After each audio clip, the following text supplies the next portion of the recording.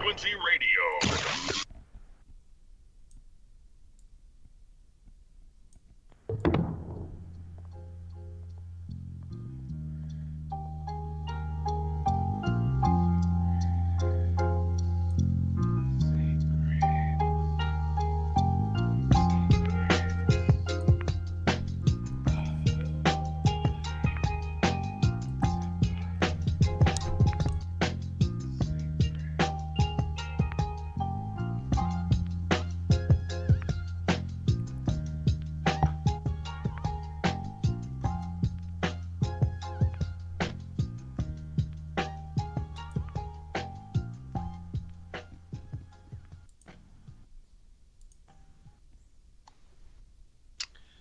Behold, the days shall come that they which dwell upon earth shall be taken in a great number, and the way of truth shall be hidden, and the land shall be barren of faith. Welcome, friends. I'm your host, Zen Garcia. This is Secrets Revealed here on Truth Frequency Radio. We are continuing our Genesis Revisited series, and I am joined by my good friend Rob Skiba as co-host. Rob, are you there, brother? I am here, Zen. How are you?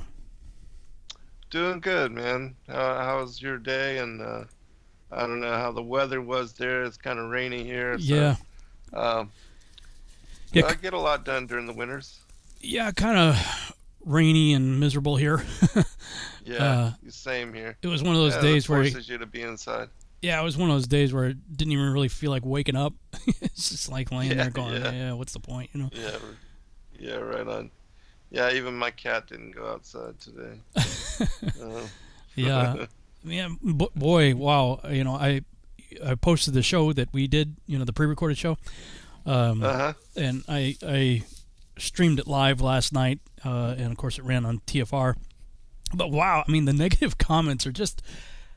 Oh my goodness! It boggles my mind, dude. Like I don't, right. I really don't get it, and I shouldn't care, but I do care. You know what I mean? It's like, you know, I just want people to understand. Hey, all we're trying to do is help you, but you know, help you exactly. Lead a horse to water, kind of thing. You can't make them drink it. But wow, I just I don't get it. I have had a lot of people reach out to me though. I must have had like 40 or 50 emails from people that are interested. Wow, that's good. And so, yeah, there are those, you know, that I guess maybe not outspoken with regard to the comments, but that are quietly intrigued, and so I'm sending them information, and they're slowly getting set up on platform, and so hopefully we will have a positive effect, you know, and really hope to help others that may otherwise not have had the opportunity. So yeah, well, yeah. I'm trying to think of where we left off. I believe we left off in Genesis 26. We haven't read yet, and Jasher 25. I think. Does that sound about right to you? Yeah, I can tell you where I am with the Targum here in just a second. Section 6. Yep, I think so. Yep. Okay. So I think we'll let you catch up since I did a lot of the reading in the end. Yeah, you. Well, I listened to the tail end of our show the last one we did. Wow, a lot of cool stuff about the rod and the garments and all that. Right. Very intriguing. Yeah, I even saw some commentary that, you know, people thought that especially the last 30 minutes that would be a whole study in and of itself. No doubt. Yeah. Yeah, I could certainly see that. Well, I think we've lagged behind a bit in Jasher. Last I remember was reading Jasher 24, and I think in Genesis we are. It was the birthright, right? That was sold, and yes. Mm-hmm. And now we're to the generations, though. Well, yeah, Genesis 26 is it was in the days of Abraham, and Isaac went to Abimelech, king of the Philistines. So it's Isaac going to Abimelech, the king of the Philistines. Well, let me go ahead and read Jasher 25 and see where that takes us, I guess. Okay. Jasher 25. And it was at that time that Abraham again took a wife in his old age, and her name was Keturah, from the land of Canaan. And she bare unto him Zimram, Jokshan, Medan, Midian, Ishbak, and Shuach, being 6 sons. And the children of Zimran were Abihan, Molech, and Nirim. And the sons of Jokshan were Sheba and Dedan, and the sons of Medan were Amida, Joab, Gochi, Elisha, and Nachshak. And the sons of Midian were Ephah, Epher, Hanak, Abida, and Eldah. And the sons of Ishbak were Mekiro, Beodia, and Tadur. And the sons of Shuach were Bildad, Mamdad, Munam, and Meban. All these are the families of the children of Keturah, the Canaanitish woman, which she bare unto Abraham the Hebrew. And Abraham sent all these away, and gave them gifts, and they went from his son Isaac to dwell wherever they should find a place. And all these went to the mountain at the east, and they built themselves 6 cities in which they dwelt unto this day. But the children of Sheba and Dedan, children of Jokshan, with their children did not dwell with their brethren in their cities, and they journeyed and encamped in the countries and wilderness unto this day. And the children of Midian, son of Abraham, went to the east of the land of Cush, and they there found a large valley in the eastern country, and they remained there and built a city, and they dwelt therein. That is the land of Midian unto this day. And Midian dwelt in the city which he built, and he and his 5 sons, and all belonging to him. And these are the names of the sons of Midian, according to their names in their cities: Ephah, Epher, Hanak, Abida, and Eldah. And the sons of Ephah are Methach, oh brother, here we go, Mishar, Avi, and Sunua. And the sons of Epher were Ephron, Zur, Eliram, and Medan. And the sons of Hanak were Reuel, Rechem, Azi, Aloshub, and Alad. And the sons of Abida were Chur, Milad, Kiruri, Molchi. And the sons of Eldah were Miker and Reba, and Malchia and Gabal. These are the names of the Midianites according to their families, and afterward the families of Midian spread throughout the land of Midian. And these are the generations of Ishmael the son of Abraham, whom Hagar, Sarah's handmaid, bare unto Abraham. And Ishmael took a wife from the land of Egypt, and her name was Reba, and the same is Meribah. And Reba bare unto Ishmael Nabayuth, Kedar, Adbeel, Mibzam, and their sister Basmath. And Ishmael cast away his wife Reba, as she went from him and returned to Egypt to the house of her father, and she dwelt there. And she had been very bad in the sight of Ishmael, and in the sight of his father Abraham. And Ishmael afterward took a wife from the land of Canaan, and her name was Malkuth, and she bare unto him Nishma, Duma, Masa, Kadad, Tima, Yitur, Nephish, and Kidma. These are the sons of Ishmael, and these are their names, being 12 princes according to their nations. And the families of Ishmael afterwards spread forth.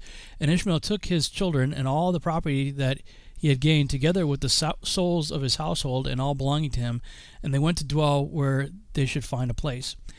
And they went and dwelt near the wilderness of Paran, and their dwelling was from Havilah unto Shur, that is before Egypt, as thou goest toward Assyria. And Ishmael and his sons dwelt in the land, and they had children born to them, and they were fruitful and increased abundantly. And these are the names of the sons of Nebaioth, the firstborn of Ishmael: Mind, Send, Mayon. And the sons of Kedar were Alion, Kizem, Chamad, and Eli. And the sons of Adbeel were Chamad and Jabin. And the sons of Mibsam were Obadiah, Abedmelech, and Yush, and these are the families of the children of Reba, the son of Ishmael. And the sons of Mishma, the son of Ishmael, were Shemua, Zechariah, and Obed. And the sons of Duma were Kezad, Eli, Machmad, and Ahmed. And the sons of Massa were Milan, Mula, and Ebedadon. And the sons of Hadad were Azur, Minzar, Ebed-Melech. And the sons of Tima were Seir, Sadon, and Yakul. And the sons of Yetur were Mirith, Yaish, Alyo, and Pakuth. And the sons of Nephish were Abed, Temed, Abiyasaph, and Mur. And the sons of Kedma were Caleb, Takti, and Omer. And these were the children of Makuth, the wife of Ishmael, according to their families. All these are the families of Ishmael according to their generations, and they dwelt in those lands wherein they had built themselves cities unto this day. And Rebekah, the daughter of Bethuel, the wife of Abraham's son Isaac, was barren in those days, and she had no offspring. And Isaac dwelt with his father in the land of Canaan. And the Lord was with Isaac, and Arphaxad, the son of Shem, the son of Noah, died in those days, in the 48th year of the life of Isaac. And all the days of Arphaxad lived were 438 years, and she died. Some of this sounds really familiar to me, but I can't remember if it was the same thing that we just read in Jubilees. Difference, yeah. And I'm having trouble seeing if Abraham's still alive at this point. I guess we'll find out. I'll keep going. I'll keep going until Isaac goes to the Philistines, which will catch us up to Genesis. And in the 59th year of the life of Isaac, the son of Abraham, Rebekah, his wife, was still barren in those days. And Rebekah said unto Isaac, Truly I have heard, my lord, that thy mother Sarah was barren in her days, until my lord Abraham, thy father, prayed for her, and she conceived by him. Now therefore stand up, pray thou also to God, and he will hear thy prayer and remember us through his mercies. And Isaac answered his wife Rebekah, saying, Abraham has already prayed for me to God to multiply his seed. Now therefore this barrenness must proceed to us from thee. And Rebekah said unto him, But arise now thou also and pray, that the Lord may hear thy prayer and grant me children. And Isaac hearkened to the words of his wife. And Isaac and his wife rose up and went to the land of Moriah to pray there and to seek the Lord. And when they had reached that place, Isaac stood up and prayed to the Lord on account of his wife, because she was barren. And Isaac said, O Lord God of heaven and earth, whose goodness and mercies fill the earth, thou who didst take my father from my father's house and from his birthplace, and didst bring him unto this land, and didst say unto him, To thy seed will I give the land, and thou didst promise him, and didst declare unto him, I will multiply thy seed as the stars of heaven, and as the sand of the sea. Now may thy words be verified, which thou didst speak unto my father. For thou art the Lord our God, our eyes are toward thee, to give us seed of men, as thou didst promise us, for thou art the Lord our God, and our eyes are directed toward thee only. And the Lord heard the prayer of Isaac, and the son of Abraham, and the Lord was entreated of him, and Rebekah his wife conceived. And in about 7 months after, the children struggled together within her, and it pained her greatly that she was wearied on account of them. And she said to all the women who were then in the land, Did such a thing happen to you as to me? And they said unto her, No. And she said unto them, Why am I alone in this amongst all the women that were upon the earth? And she went to the land of Moriah to seek the Lord on account of this. And she went to Shem and Eber, his son, to make inquiries of them in this matter, and that they should seek the Lord in this thing respecting her. And she also asked Abraham, so Abraham's still alive. I must have read this before. And she also asked Abraham. So, let me see here. A month ago, we were in Jasher 24. Let me look at the archives. Possibly during the Enoch reading as well, because we did read a lot of some of these stories during. Well, that's what's kind of confusing me, because I know there's a lot of overlap with the various texts, saying the same thing. Let me just do a quick look back on last week. Okay, so then on December 24th, that's the one I got to Joshua 24. January 4th, it doesn't say I read from Jasher, but that doesn't mean I didn't do it. Well, of course, you were reading from Legends of the Jews, which is almost identical to right. Jasher. Maybe that's why it sounds so similar. Similar. It just seems like, because we're going to get to the part. Oh, okay, I did read. Okay, Jasher 25. Sorry, I read. So on January 7th, okay. I read Jasher You read up 25 to to 27. So I'm like, good grief, this all sounds so familiar. Sorry about that. So I read through 27 because I knew we got to Esau killing Nimrod. All right. Sorry about that. Now we're caught up. So we'll go to Jasher 28. I had to read all those names for nothing. Dang it. All right. Good fun for you. Well, usually we talk about, current events and whatever for the first 15 minutes of our shows anyway. So we're back on target again, starting about 15 minutes into the broadcast. Right. Okay. Jasher chapter 28. And in those days after the death of Abraham, in the year the Lord brought a heavy famine in the land, and whilst the famine was raging in the land of Canaan, Isaac rose up to go down to Egypt on account of the famine, as his father Abraham had done. And the Lord appeared that night to Isaac, and he said to him, "Do not go down to Egypt, but rise and go to Gerar, to Abimelech, king of the Philistines, and remain there till the famine shall cease." Yes, this is what Genesis 26 is about. And Isaac rose up and went to Gerar, as the Lord commanded him, and remained there a full year. And when Isaac came to Gerar, the people of the land saw that Rebekah, his wife, was a beautiful appearance, and the people of Gerar asked Isaac concerning his wife, and he said, "She is my sister," for he was afraid to say she was his wife, lest the people of the land should slay him on account of her. And the princes of Abimelech went and praised the woman to the king, and he answered them not, neither did he attend to their words. But he heard them say that Isaac declared her to be his sister, so the king reserved this within himself. And when Isaac had remained 3 months in the land, Abimelech looked out the window, and he saw, and behold, Isaac was sporting with Rebekah his wife. And Isaac dwelt in the outer house belonging to the king, so that the house of Isaac was opposite the house of the king. And the king said unto Isaac, "What is this thou hast done to us, saying of thy wife, She is my sister? How easily might one of my great men of the people have lain with her, and thou wouldst then have brought guilt upon us." And Isaac said unto Abimelech, "Because I was afraid lest I die on account of my wife. Therefore I said, She is my sister." At that time Abimelech gave orders to all his princes and great men, and they took Isaac and Rebekah his wife, and brought them before the king.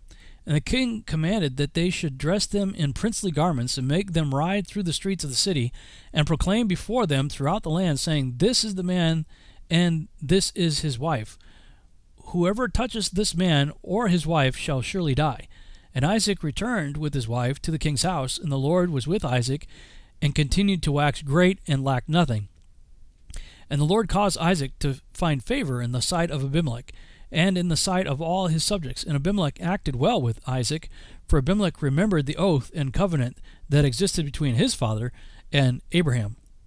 And Abimelech said unto Isaac, "Behold, the whole earth is before thee. Dwell wherever it may seem good in thy sight, until thou shalt return to thy land." And Abimelech gave Isaac fields and vineyards, and the best part of the land of Gerar, to sow and reap, and eat the fruits of the ground, until the day of the famine should have passed by.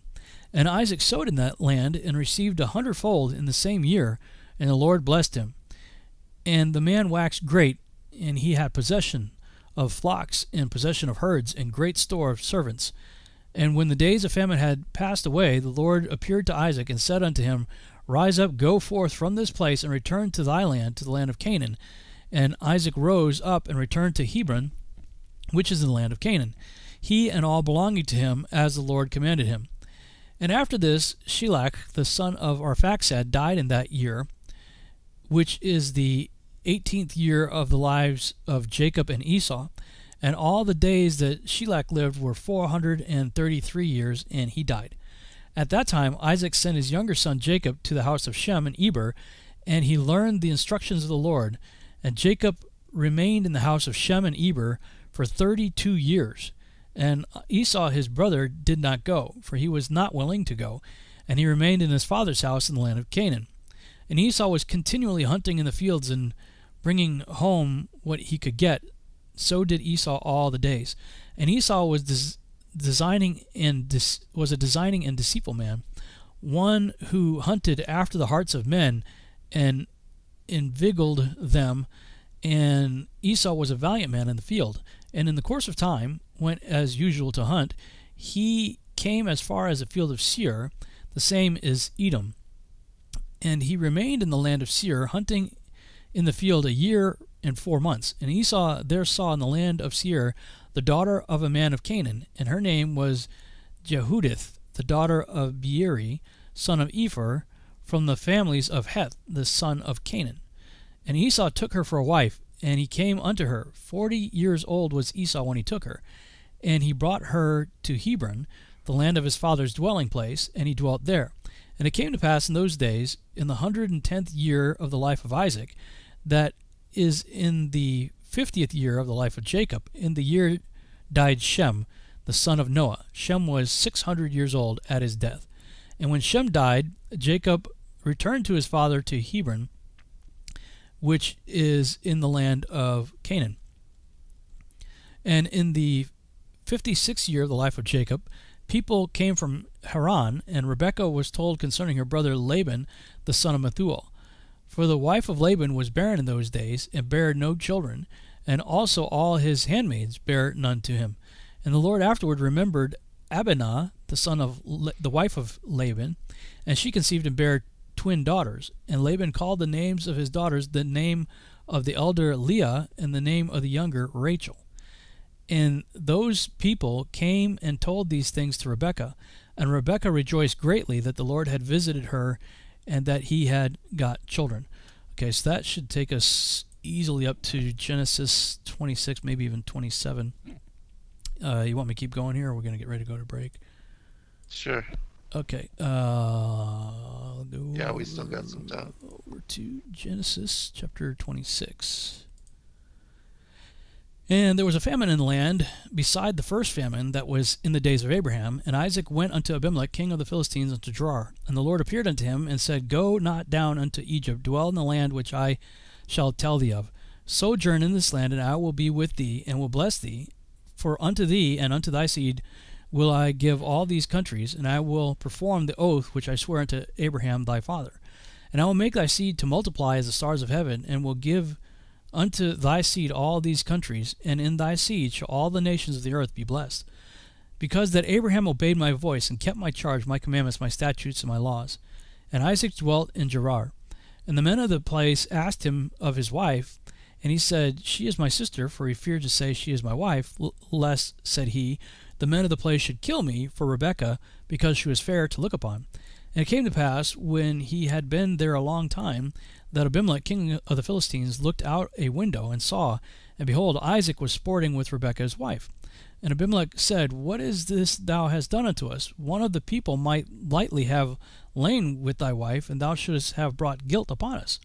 And Abimelech charged all his people, saying, He that touches this man or his wife shall surely be put to death. And Isaac sowed in the land, and received in the same year 100-fold. And the Lord blessed him. And the man waxed great, and went forward, and grew until he became very great. For he had possession of flocks, and possession of herds, and great store of servants, and the Philistines envied him. For all the wells which his father's servants digged in the days of Abraham his father, the Philistines had stopped them, and filled them with earth. And Abimelech said unto Isaac, Go from us, for thou art much mightier than me. And Isaac departed thence, and pitched his tent in the valley of Gerar, and dwelt there. And Isaac digged again the wells of water, which they digged in the days of Abraham his father, for the Philistines had stopped them after the death of Abraham, and he called their names after the names by which his father had called them. And Isaac's servants digged in the valley, and found there a well of springing water. And the herdsmen of Gerar did strive with Isaac's herdsmen, saying, The water is ours. And he called the name of the well Esek, because they strove with him. And they digged another well, and drove for that also, and he called the name of it Sitnah. And they removed from thence, and digged another well, and for that they strove not, and he called the name of it Rehoboth. And he said, For now the Lord hath made room for us, and we shall be fruitful in the land. And he went from thence to Beersheba. And the Lord appeared unto him that same night, and said, I am the God of Abraham thy father. Fear not, for I am with thee, and will bless thee, and multiply thy seed, for my servant Abraham's sake. And he built an altar there, and called upon the name of the Lord, and pitched his tent there. And there Isaac's servants digged a well. And Abimelech went to him from Gerar, and Ahuzath, one of his friends, and Phicol, the chief captain of his army. And Isaac said unto them, Wherefore come ye to me, saying, Ye hate me, and have sent me away from you? And they said, We saw certainly that the Lord was with thee.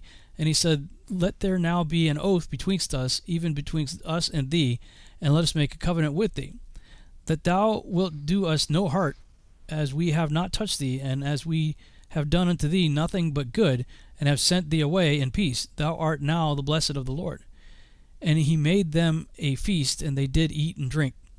And they rose up betimes in the morning, and sware unto one another, and Isaac sent them away, and they departed from him in peace. And it came to pass the same day that Isaac's servants came and told them concerning the well which they digged, and said unto him, We have found water. And he called it Skiba, therefore the name of the city is Beersheba unto this day. And Esau was 40 years old when he took a wife, Judith, the daughter of Beri the Hittite, and Bashemath, the daughter of Elon the Hittite, which were a grief of mind unto Isaac and Rebekah.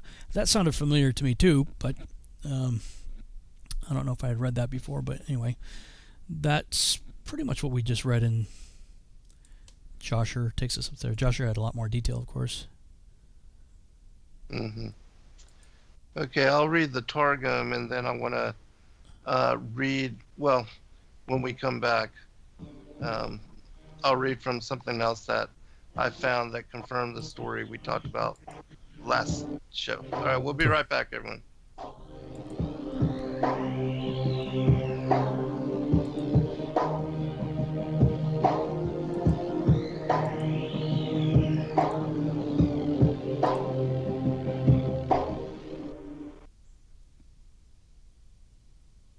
Extendivite is more than just a heart tonic. Do you have any of these symptoms? Night cramps in the hands and feet. Your arms and legs often go to sleep. On short walks, do your legs get aches and pains? Is your memory worse than it used to be? Ankles that swell late in the day? Has your blood pressure increased lately? If you answered yes to even one of these questions, you may have early warning signs of arterial blockages. Your body is saying that it is time to take Extendivite. These are not the normal signs of aging. They are the warning signs that accompany blocked arteries. Get your Extendivite today. Extendivite is available in capsule or liquid form for just $69.95 for a 2-month supply. To get started, call 1-877-928-8822. That's 1-877-928-8822, or visit heartdrop.com. Extend your life with Extendovite. So, you love talk radio? Then you'll love TalkStreamLive.com. TalkStream Live is always on, 24/7, with the best streaming talk shows. Find your favorite talkers and discover some new ones. It's free, readily available online or on mobile with any smartphone or tablet. Finding your favorite talk shows all in one place has gotten a whole lot easier. Just go to TalkStreamLive.com. Be sure to download the free apps from Google Play or the iTunes App Store. If you have hard water, the lime scale not only leaves white spots, it clogs pipes and breaks down appliances, costing you hundreds of dollars in energy and wear. Eliminate lime scale and other water issues like brown staining and bad odors with HydroCare water products, available from Wave Home Solutions. Wave's affordable water systems don't use salts or chemicals. You'll love the way your water tastes, smells, and looks. Satisfaction guaranteed. For more information, go to bestwater123.com. That's bestwater123.com. Fear is the mind killer. Fear is the little death. This is Uncle Walt from the Ironworks. Josh, Corey, and I have chosen to look at life with no fear. No fear of the unknown. No fear of questions about the supposedly well-known. No fear of ridicule for thinking outside the familiar fool's lines. No fear of the boot on the neck of those refusing the party line. No fear of taking on those so convinced of their beliefs they would sooner drink the Kool-Aid than believe they've been fools made. In this world filled with me too, cattle think, can truth's protective layers be peeled back to show the tender, juicy pink? Are we all just grist for the mill? Souls sold against our will, or is that just how it feels? When you're filled to the rim with trivialities so fear-filled and grim, break clear of the fear right here. Tuesdays and Fridays at 2 a.m. on TFR. Josh and I and you will hammer out the impurities of technology-driven groupthink, fold in a dash of logic, and quench it all with a bit of absurdity. The Ironworks. Break clear of the fear. We are TFR. My faith in destiny is all I need to prevail. Truth Frequency Radio. And in those days, there were giants in the land, and the sons of the angels of God looked upon the daughters of men and found them fair, and took of them wives, and their sons became of old great men of renown. So they have been mixing with us on a genetic level since the time of Enoch and Ezekiel's will.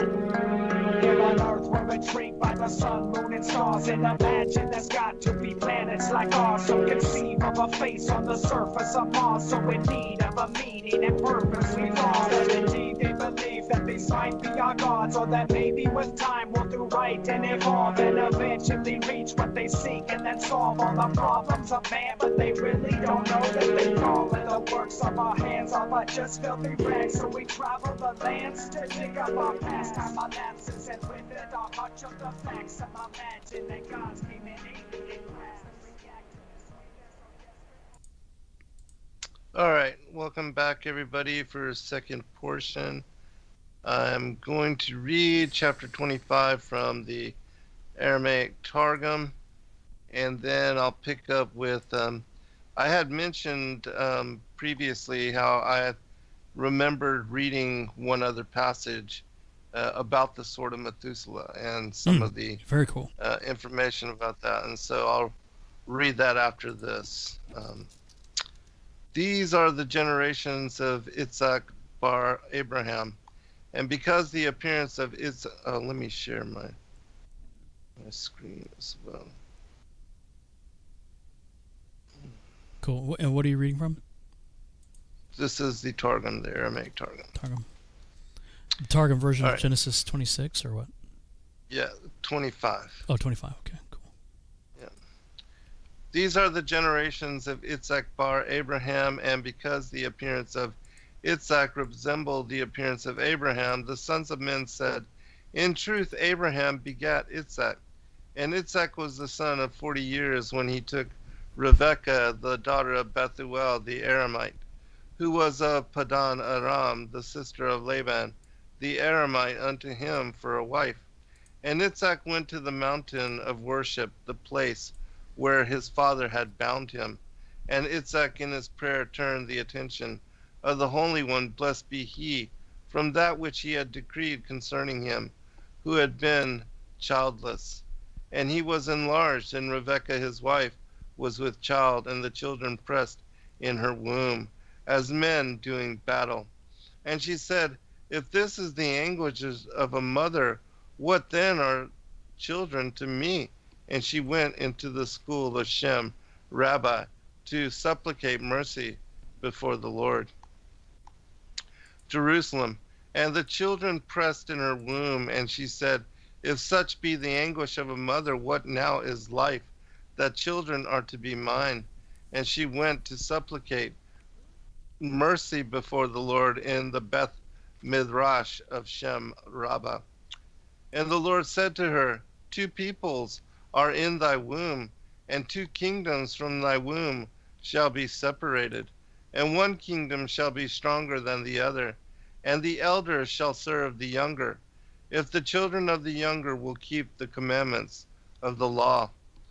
And the 270 days of her being with child were completed to bring forth. And behold, twins were in her womb. And the first came forth wholly red, as a garment of hair. And they called his name Esau, because he was born altogether complete, with the hair of the head, and the beard, and the teeth, and grinders. Jerusalem. And the first came forth wholly red as a garment of hair, and they called his name Esau. Afterward came forth his brother, and his hand had hold on the heel of Esau, and they called his name Jacob. And Isaac was the son of 60 years when he begat them. And the Lord grew, and the lads grew, and Esau was a man of idleness, to catch birds and beasts, a man going forth into the field to kill lives, as Nimrod had killed, and Hanok his son, But Jacob was a man peaceful in his words, a minister of the instruction house of Eber, seeking instruction before the Lord. And Isaac loved Esau, for words of deceit were in his mouth, but Rebekah loved Jacob. On the day that Abraham died, Jacob dressed pottage of lentils, and was going to comfort his father. And Esau came from the wilderness, exhausted, for in that day he had committed 5 transgressions. He had worshipped with strange worship. He had shed innocent blood. He had gone unto a betrothed damsel. He had denied the life of the world to come, and had despised the birthright. And Esau said to Jacob, Let me now taste that red pottage, for I am faint. Therefore he called his name Edom. And Jacob said, Sell today, as on this very day, what thou wouldst hereafter appropriate, thy birthright unto me. And Esau said, Behold, I am going to die, and in another world I shall have no life. And what then to me is the birthright, or the portion in the world of which thou speakest?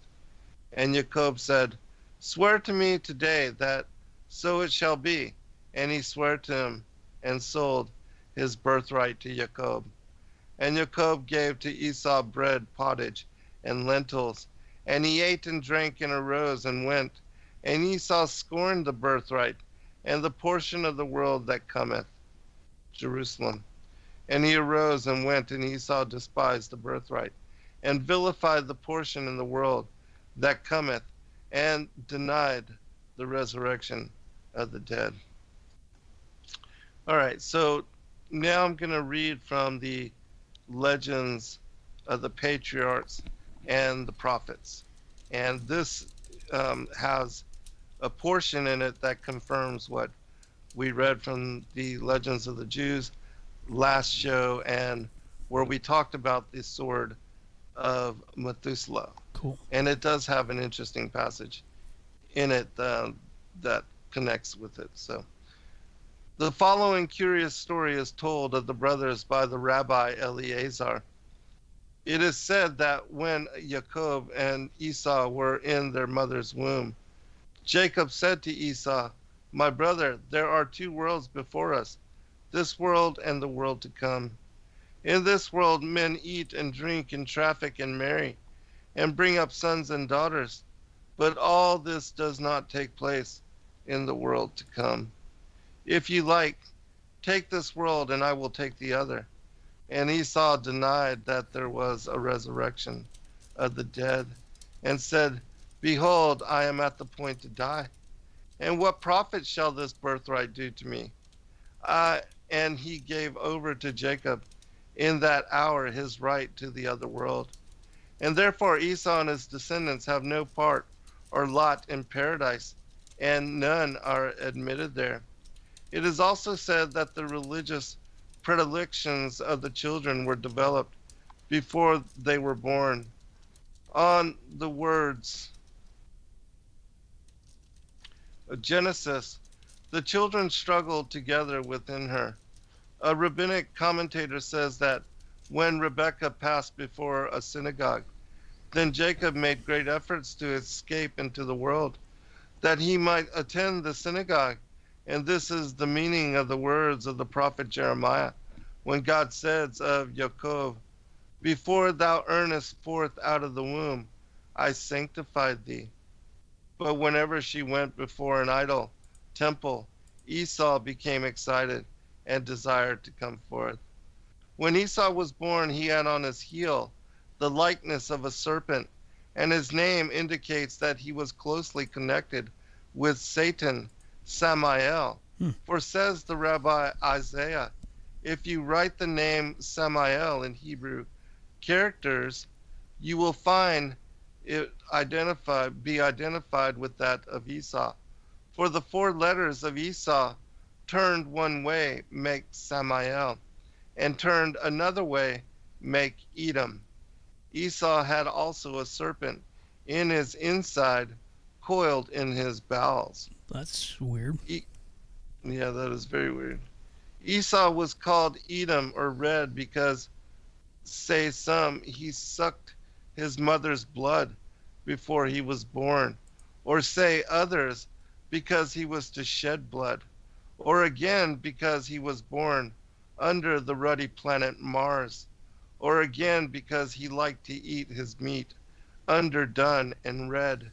But the Targums say that Esau had red hair over his body like a garment before he was called Esau. The lads grew, and Esau was a man of idleness, to catch birds and beasts, a man going forth into the field to kill, as Nimrod had killed, and Anak his son.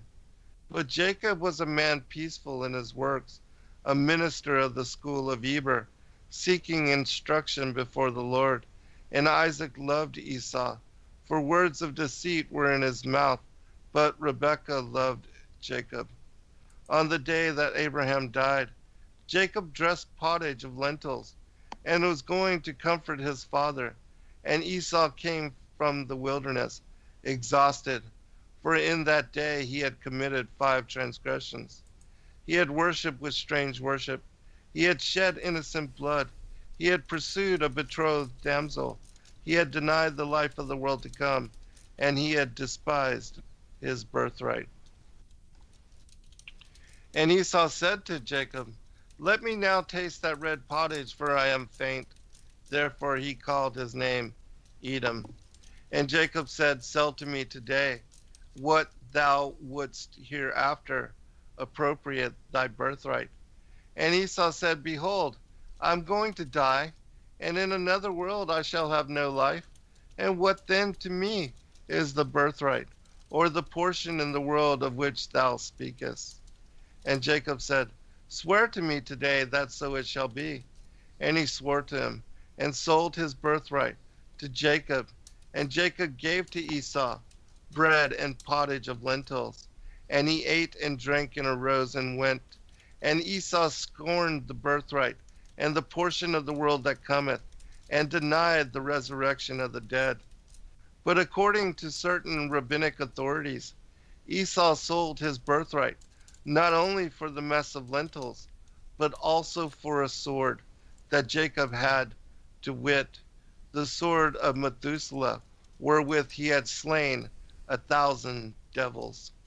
Esau had the garment which God made for Adam, on which were embroidered the forms of all the wild beasts, birds, and were on the face of the earth in their proper colors. This garment had been stolen by Ham from Noah in the ark, and had been given by him to Cush, who gave it to Nimrod. Esau killed Nimrod and took from him his painted dress, and thenceforth all the success in hunting which had attended Nimrod devolved upon Esau. The story of the blessing of Jacob and Esau has not become surrounded with many fables. The following are the most remarkable. Esau on that occasion went forth in such haste to catch the venison that he forgot to take with him Nimrod's garment, and therefore was not successful in hunting, as on former occasions. And Jacob took advantage of this forgetfulness to assume the embroidered coat. And when the meat was ready, and Isaac began to eat thereof, he was thirsty, and there was no wine for him in the house. So an angel was sent to him out of paradise, and took those are footnotes, and brought him the juice of the grape that grows there on the vine that was created before the foundation of the earth were laid. Isaac was so angry at having been deceived by Jacob that he was about to doom him to Gehenna, after he said, "Where is he that hath taken venison and brought it me, and I have eaten of all before thou earnest, and have blessed him?" But he paused to prepare his curse. And then God suddenly opened hell to him beneath his feet, and he looked into it and saw the abyss of fire and darkness, and his horror rendered him speechless. But when he recovered his voice, he resolved that no child of his should descend there. And therefore he added, Yea, and he shall be blessed. So I can stop there with regard to the... Well, right next, though, it's the Muslims, which I assume is the Muslims, relate the history of Esau and Jacob. Actually, this actually talks about well, I'll continue. It's Rome and the contention with Israel, which is also part of some of the other stories. So I'll continue reading. Cool. The Muslims relate the history of Esau and Jacob much as it stands in the book of Genesis. They add that the benediction of Esau was fulfilled in his having a son named Reuel, from whom sprang the Greek and Roman empires. This is also a rabbinical tradition, for the Talmudists say that Esau had a son named Eliphaz, who had a son Zepho, from whom Vespasian and his son Titus were descended, and thus they attribute the destruction of Jerusalem to the struggle of Esau to break the yoke of Jacob from off his neck. Esau is said by the rabbis to have had 4 wives, in imitation of Satan or Samael, as has been already related. Ali Laraj says that Esau made war with Jacob and was killed by him with an arrow. Jacob feared Esau, for Esau said in his heart, I will not do as Cain did, who slew his brother Abel in the lifetime of his father, after which his father begat Seth. But I will wait till the days of mourning for my father are accomplished, and then I will kill Jacob, and so I shall be the sole heir. And therefore Jacob went out only at night. During the day he hid himself away. And thus several years passed, and his life became intolerable to him. So his mother said, Thy uncle Laban, the son of Bethuel, has great possessions, and is very old. Go and ask him to give thee his daughter. And if he consents, then tarry with him till thy brother's anger turn away. Jacob listened to the advice of his mother, and he fled away without letting Esau know. 5 miracles were wrought for the patriarch Jacob at the time when he went forth from Beersheba. First, the hours of the day were shortened, and the sun went down before its time, because the Word desired to speak with him. Secondly, the 4 stones which Jacob had set for his pillow, he found in the morning had coagulated into 1 stone. Thirdly, the stone which, when all the flocks were assembled, the shepherds rolled from the mouth of the well, he rolled away with one of his arms.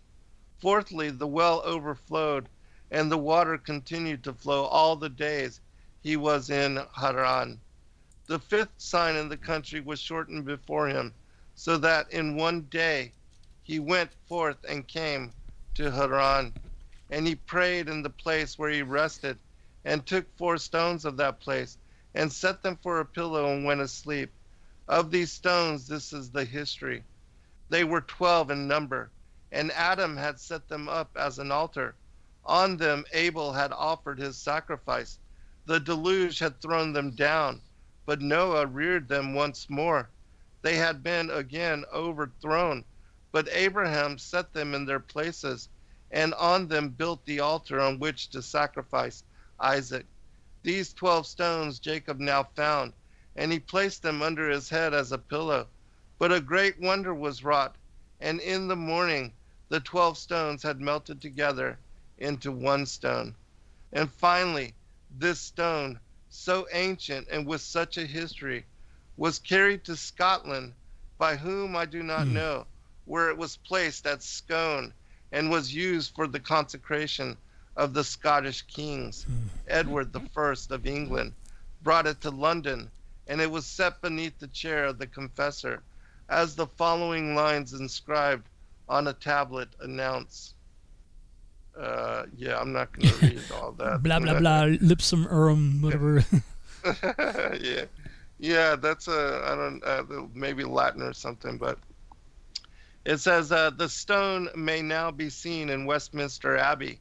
And when Jacob, to return to our narrative, slept with his head on the pillar of the stones, he dreamed and beheld a ladder fixed in the earth, and the summit of reached to the height of heaven.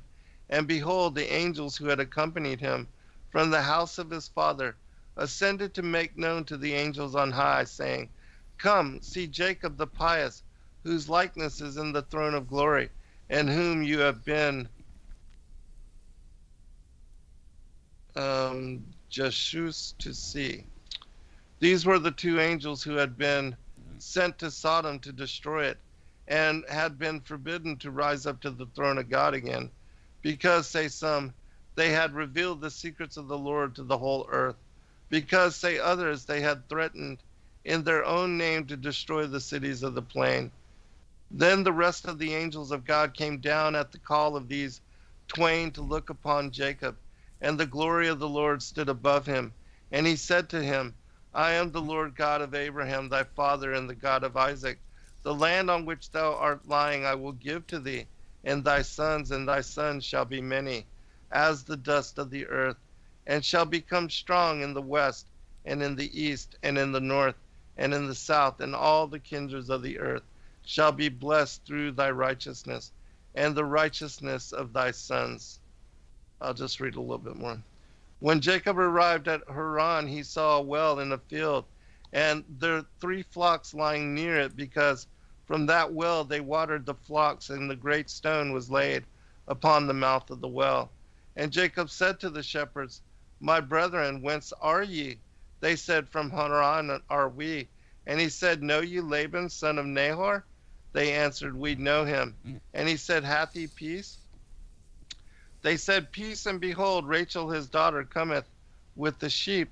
And he said, Behold, the time of the day is great. It is not time to gather home the cattle, water the sheep.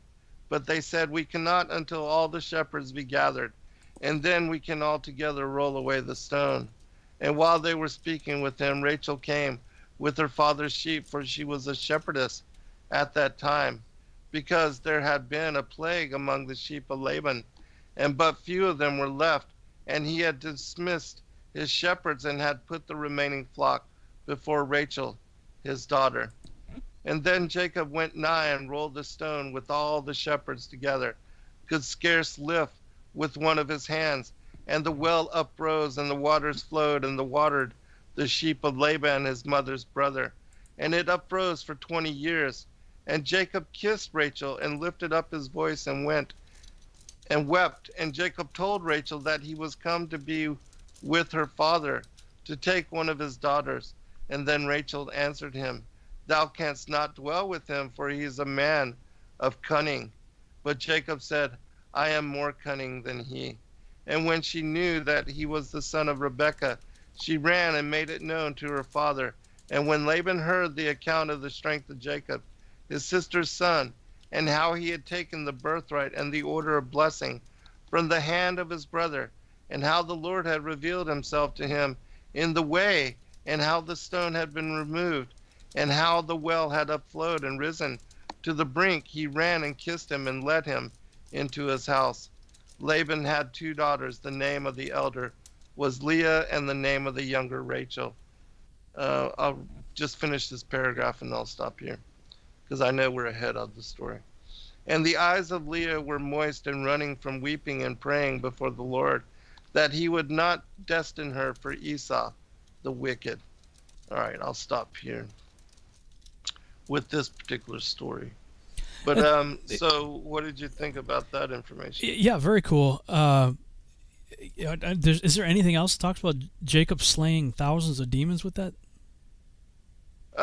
Not in that particular part of the story, but there's not anything other, just that one quick mention of the sword of Methuselah. But I thought it was pretty cool that at least there was a confirming witness, which I remember that there was. Yeah. I mean, that's pretty wild. And then the story of the garments, too. The continuation of that. Yeah, here it is. Yeah, slain that Jacob had to with the sword of Methuselah, wherewith he had slain 1,000 devils. That's pretty wild.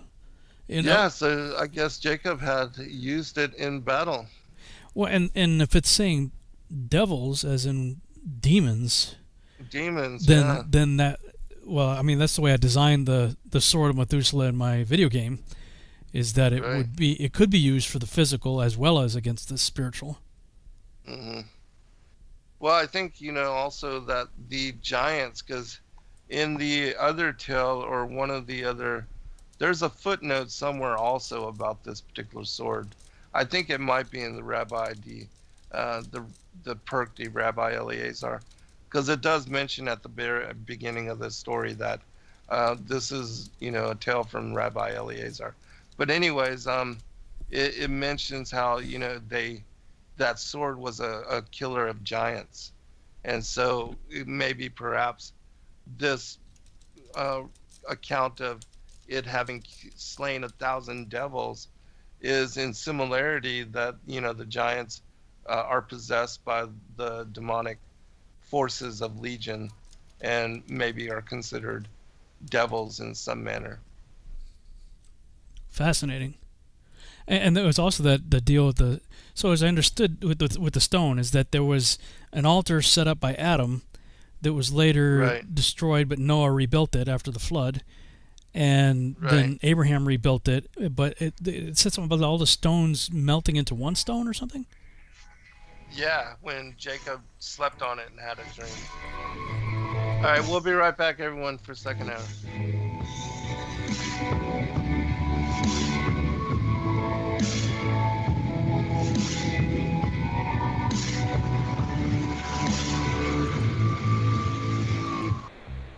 Censorship and regulation is becoming an ever-growing problem in today's modern media. From the mainstream to YouTube and Google, the information you're looking for is buried by official narratives and propaganda. This is why TFR is 100% uncensored, unregulated, and listener-supported. The shows on TFR are not micromanaged by the station, and our hosts are free to speak their minds however they please. As such, the views and opinions expressed on our station are of those who make them. If you happen to hear anything offensive on TFR, please send us an email to toughtitty@tfrlive.com, and we'll be happy to tell you that we really don't give a damn. We stand for freedom of speech and non-censorship. If you also stand for free speech, you can go to tfrlive.com/signup and sign up for a TFR supporter pass and help us in our mission to keep the airwaves uncensored and unregulated. TFR Live, your uncensored and unregulated protection from deception.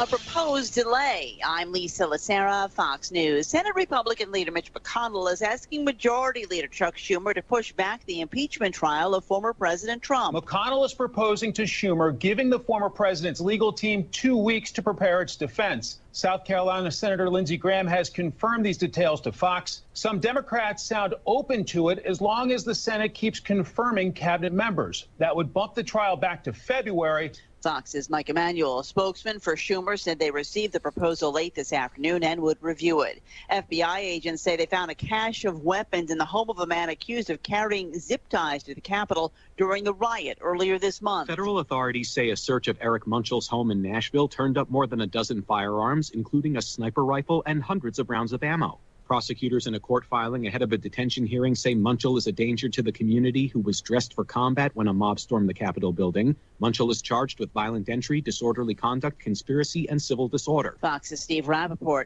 President Biden signed another batch of executive orders on his first full day in office related to COVID-19 response. The president directed agencies to exercise all appropriate authorities, including the Defense Production Act, to accelerate manufacturing and delivering of supplies such as N95, masks, gowns, gloves, PCR swabs, test reagents, and necessary equipment and material for the vaccine. Press Secretary Jen Psaki. President Biden also signed an order that would have FEMA work with states to set up vaccination centers. His goal is to have 100 million Americans vaccinated by his first 100 days in office. Producers of the latest James Bond movie, No Time to Die, say the release will be pushed back to October from April. The film will be the last portrayal of Bond by actor Daniel Craig. It had already been pushed back several times due to the pandemic. America is listening to Fox News.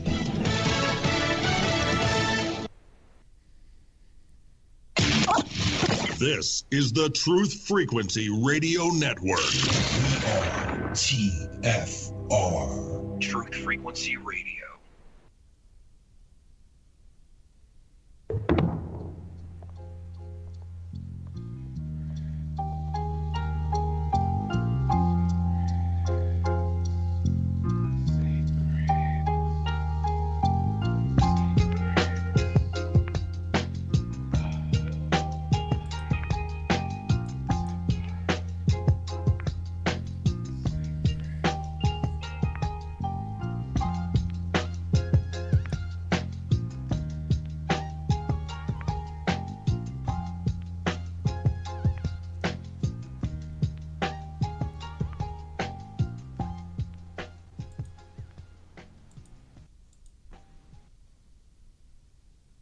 All right, welcome back, everybody, for second hour. We were just discussing the Sword of Methuselah and also the stone, which is interesting that this stone seems to be the one that they anoint and have incorporated into the, as far as, you know, crowning of all of the different royals there. Even, yeah, I guess. Yeah, even Queen Elizabeth had that stone as part of her coronation. Yeah, that is. I remember correctly. Yeah, that is interesting. I mean, that's another one of those deep rabbit holes, and right. It was so strange, man. Back in the late '90s, from like '97 to '99, I was doing a ton of research on various artifacts like the Shroud of Turin and the Spear of Destiny, and the Odessa cloth, and all that stuff, the Holy Grail and whatnot, and the Knights Templar and everything. And at that time, and I was looking into cloning because I was Dolly the sheep time period, at that time, and they were in the process of really working on the Human Genome Project, which was wrapping up I think in 2000 or something like that. Whatever the case may be, like, it didn't matter what I researched. Like, literally everything I was researching in those days kept leading me back to Scotland, and specifically to Rosslyn Chapel in I think it's Edinburgh, Scotland. Mm-hmm. I don't remember the chapels in Edinburgh or whatever it was. Edinburgh, Scotland, and Rosslyn Chapel. Let's put it that way. Both of those, like, every topic I was looking into, ultimately the rabbit trail led me there. And when I was looking into all that, and of course the European royals and all that, and this thing about the stone kept coming up too. I remember, was it called the Philosopher's Stone or something? I don't remember. There was another name. They had a name for it. Does that sound familiar? I'm not sure that it's the Philosopher's Stone, but it was something. I do remember that they do have a name for it. I just don't remember. Yeah. What it was. Yeah, so that's interesting that it this would almost seem like the origin story of it right here, the Legends of the Patriarchs and Prophets. Right. But and it's intriguing that it's mentioned in, here in the Patriarchs and the Prophets, and that the origin goes all the way back to Adam. Because in the Targum, the story is repeated several times. Like when you get to the sacrifice of Isaac, it does make mention that this is the altar that Adam built and that Noah had restored, and that this was the same one that Abraham had built to, prepare the sacrifice of Isaac. Scone Stone or Stone of... It's people in the chat room are saying Scone Stone or Stone of Destiny. Okay, yeah, that sounds interesting. Sounds familiar. Yeah, well, and that's what... Even that was mentioned in this story. Yeah. But you had said in one of the previous shows that this document, the Legends of the Patriarchs and Prophets, is it does mention that. Let me take that screen here. Scone, placed at Scone Stone. But you had made mention to me before, I think on one of these shows, that this particular text, the Legends of the Patriarchs and Prophets, draws from all kinds of different stuff, not just Hebrew. Yes, all the mythologies of the world. Yeah. It's fascinating stuff, and there really is something. Really is. I mean, I'm sure a lot of this stuff gets significantly embellished, but I mean, it doesn't take a whole lot of research to figure out that throughout history, many of these artifacts have been sought after in even recent times. I mean, 20th century. In fact, there was an episode of the TV series The Unit. You ever see that show? It was a show about special operations guys. I want to say it was in the final season, I think, where one of the main characters ended up. The special forces were tasked to do something to recover the Spear of Destiny, and by the end of it, it's kind of like it's one of the legend is like whoever owns the spear rules the world kind of thing, and the bloodlust for power kind of thing that was wrapped around it. Anyway, the character he hid it away. Like he didn't want anybody to get, he was assigned to get it, but then he didn't want anybody, so he hid it away. But it was actually a really cool episode. But yeah, there's a lot to that stuff. I mean, going back, especially that's an intriguing Knights artifact. Templar, and everything that the Knights Templar were doing, and the Shroud of Turin, man, I don't know where you stand on it, but I have become 100% convinced that that's a Polaroid snapshot of the resurrection. It's a real deal. And it seems to show that the light entered into Yahushua and then radiated outward and burned the imprint of his physical likeness onto that shroud, and in a manner that cannot be replicated in any way today, which makes that occasion supernatural in occurrence, in my opinion. Yeah, I totally agreed. I like I said, I was doing a lot of research on that back in the 90s, and I came across a book on the Shroud of Turin by Ian Wilson, who, when I looked into him, found out he only lived like 45 minutes away from me. So I was like, oh, man. So I contacted him and spent a lot of time talking with him. And that's cool. In addition to his book, I mean, the book is very convincing in and of itself, as is the research in general, but talking to him, I mean, he was one of the guys that was there that actually physically touched the thing, took samples from it, analyzed it, and he makes more than a compelling case. I mean, it's like a rock solid, forensic case that this can't be fabricated. This is a supernatural item here, and and that there was actually some viable DNA on it. And as I recall, it was AB negative blood that was recovered from it. And so, at that time, I was writing a series. At first it was going to be one movie script, but it turned into a trilogy of movie scripts called the Omega Conspiracy, which I titled that before I ever knew or ever even heard of.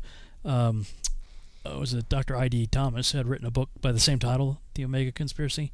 I guess he wrote it in the, I want to say probably in the 70s. I have a reprint of the book that I think was, I think the copyright is 2006. And so, when I first started my radio show, you can go back and listen to the archives. When I first started my radio show back in like 2010, I think it was, I was talking with L.A. Marzulli, and I made the comment that, I titled my script that, long before I.D. Thomas. And he's like, what? Wait a minute, what?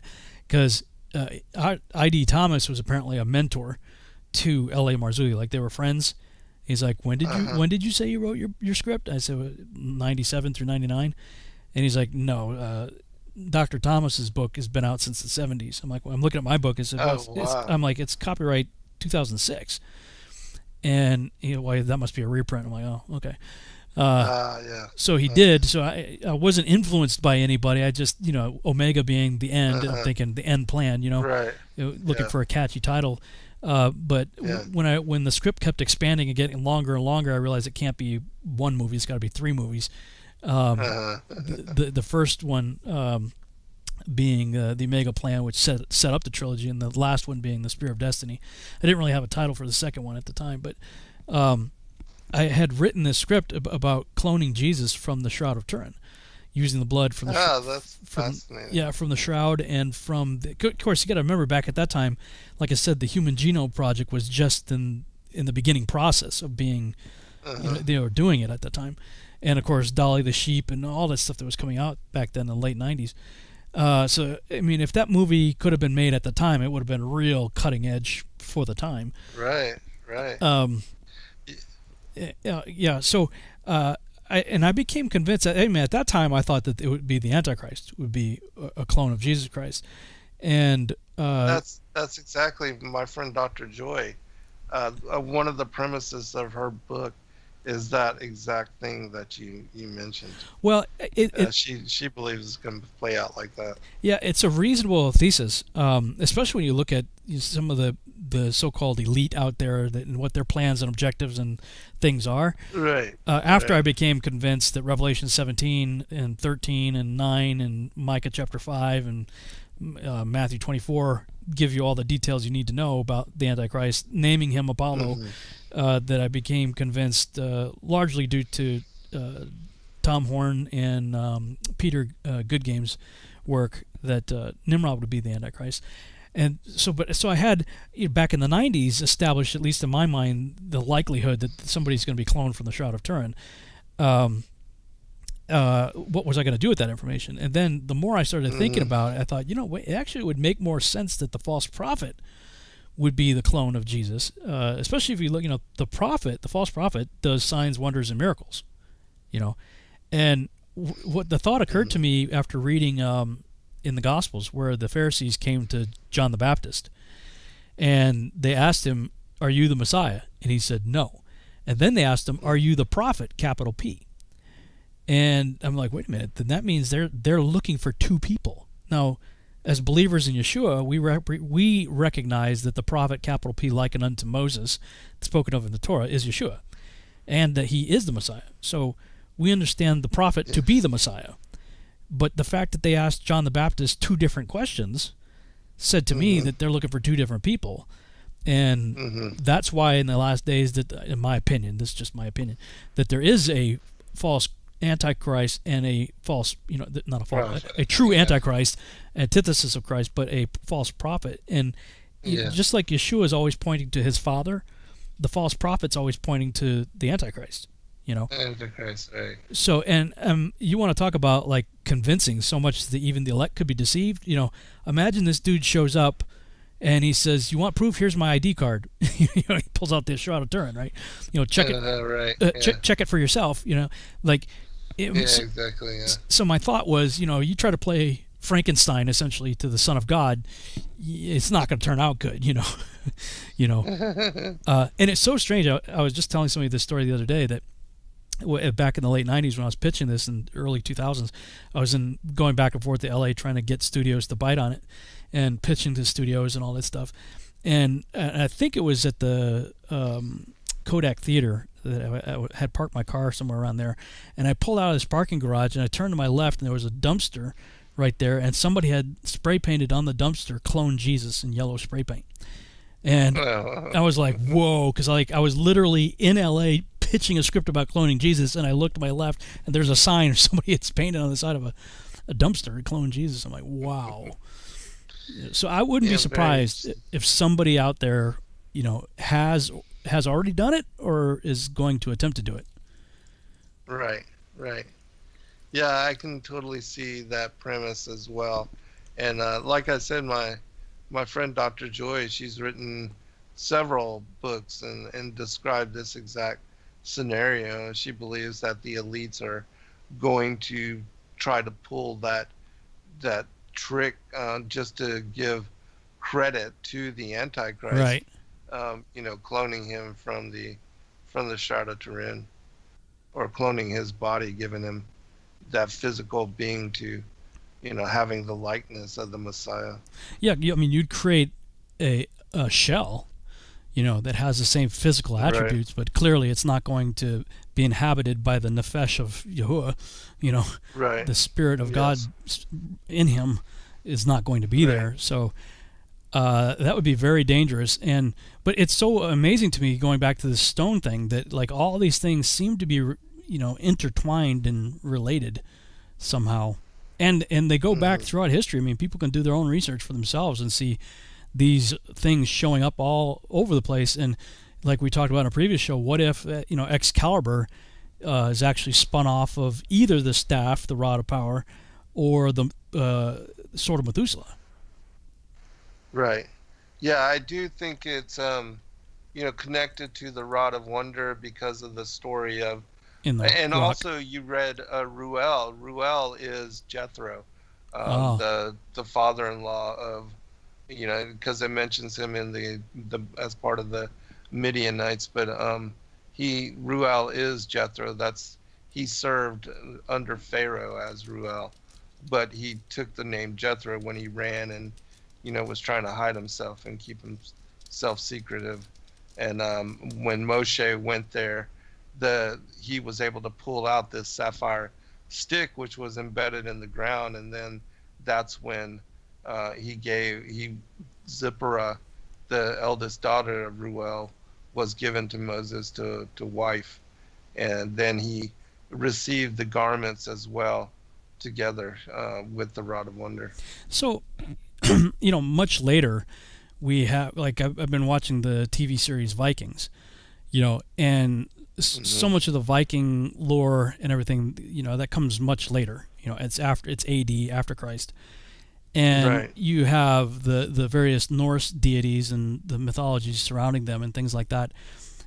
It makes you wonder if, maybe somebody had the staff and they put a, iron block on the end of it to make Thor's hammer or something, because it has the same idea, right? That it has this power, but only Thor, or the person with a pure heart, as their mythology would have it, can lift it, Right. And, it's a supernatural item, a very special relic, and it has to have continuance throughout history in probably manner and form, which we are not associating because, we don't understand those links.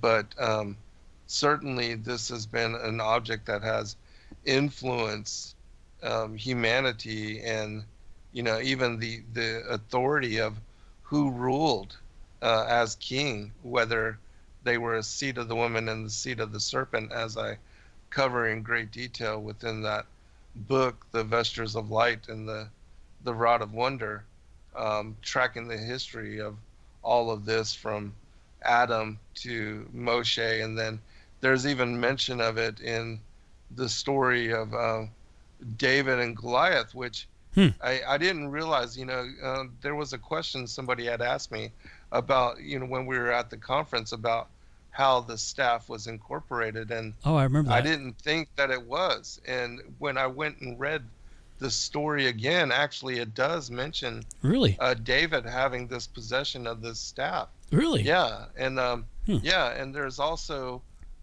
in the one of the things that Louis Ginsburg had written about the garments of power and also the Rod of Wonder, he mentions David as having this staff at that time as well. And so we do see that it was also passed down during the time of the kings, and that Josiah also had possession of the garments and the staff. And so there was a continuation of its being passed on. Even Solomon is mentioned as having been bequeathed these particular relics.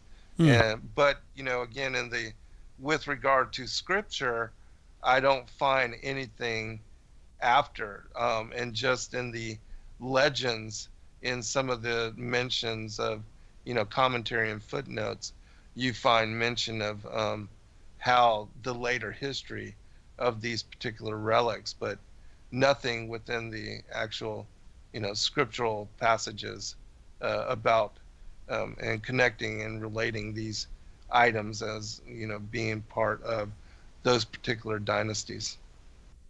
It's fascinating but stuff. Without a doubt, Revelation 19:13, it is connected to the vestures dipped in blood and the rod of iron, which Yahushua will return and reign and rule over. So, well, yeah, I've heard you say, about and I didn't get a chance to follow. I'm glad you brought that up, because I didn't get a chance to follow up on our last show, because you were referring to the rod of iron that Revelation talks about. But I thought it was sapphire, and I thought it was a tree branch from the tree of life. So how is it? How is it Yes. iron, or is it encoded in iron, or what's the deal? Why all these different descriptions? I'm not sure. Now, with regard to being made of iron, I just know that it's as strong, as iron. Yeah. And so the emphasis or the association would make sense to me. And then again, because of the connections with how Christ gave these to Adam when he was banished from paradise. And we see from the legends of the Patriarchs and the Prophets that it was on the 1st of Tishri, that Adam was cast forth from paradise, and that it was also, both you and I believe that, he was born on that particular date as well. And that in the second coming, it's mentioned that he will return on Yom Teruah, and that when the 7th trumpet sounded, that this is where the rapture of the church, the catching away, will happen before the wrath of God is poured out on the wicked. And so the connections of the end from the beginning, the Alpha and the Omega, Adam and Christ, and his Christ being cited as being the second Adam, and how he redeemed the first, and that restored him to paradise, restored him to his first estate. The story has continuation. And these relics also have continuation from the end to from the beginning to the end. And that, Revelation 19:13, I believe, is the fulfillment, the prophetic fulfillment of what will be the end use and end case use of these relics. Well, I mean, any good story, they teach you this in like script writing or storytelling courses. Like you establish everything up front, for a payoff later. So like specifically in pretty much any movie, if they just introduce you to a character that seems random, it's not. They don't just put people in there and pay actors to be a random character. There's usually a reason for it. Or if they make a reference to an object or something, there's a reason. It's called foreshadowing. They're setting you up for the payoff later. So, yes. Yahuwah is the greatest storyteller of all time. Exactly. And exactly. As I started to come off of the sort of the more modern traditional Hal Lindsey ish view of end times, and went more of a now, I don't want to say biblical, because I believe he was doing, and others like him were doing the best they can interpreting Scripture. Where he would look at the locust, for instance, and the way they're described coming up out of the bottomless pit, and say, well, that could be an Apache helicopter with a shark teeth painted on the front of it, right? How else? His argument would be, how else would a first century writer describe a Cobra helicopter, an Apache or something? And back in the 80s, I'm reading that, and I'm in the Army, and I'm looking out on the flight line at the Cobra helicopters that literally have shark teeth painted on the front of them.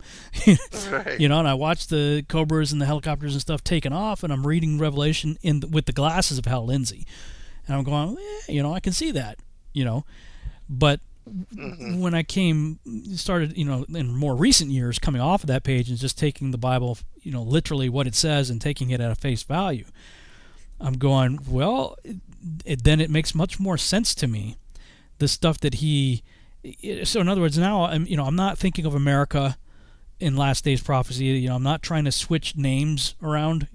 Babylon still means Babylon. You know what I mean? The Babylon that was written about in Scripture is the same Babylon that's going to be in the last days. Now, there will be nations that will operate in the spirit of Babylon, and in my first book, Babylon Rising, I was saying if Babylon in the Middle East rises to be, a repeat of the biblical Babylon, it's only going to happen because of our help.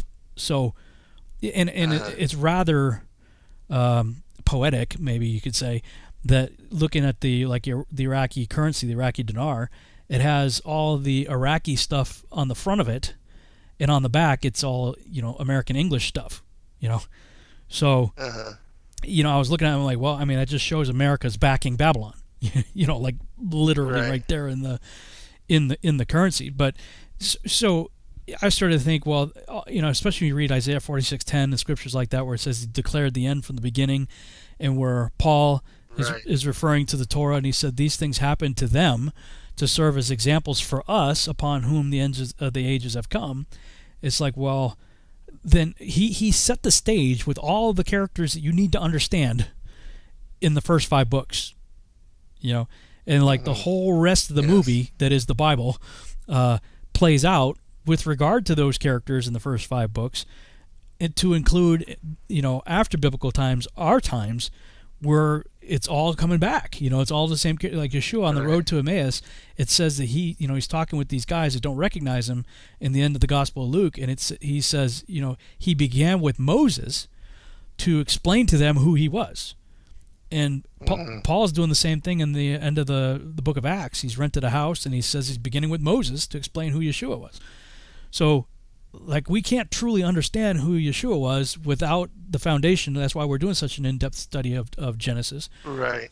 So, I mean, everything from the human ancestry that led to Yeshua to the people that he would call his own, and why we have to get grafted into that people group, Romans chapter 7 through 11, all of that's there.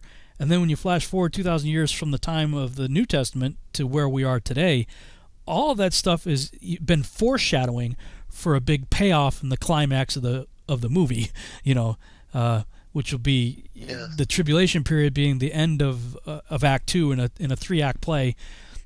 The Act 2 always looks like the good guys. There's no way out. It's it's horrible. Then you get Act 3.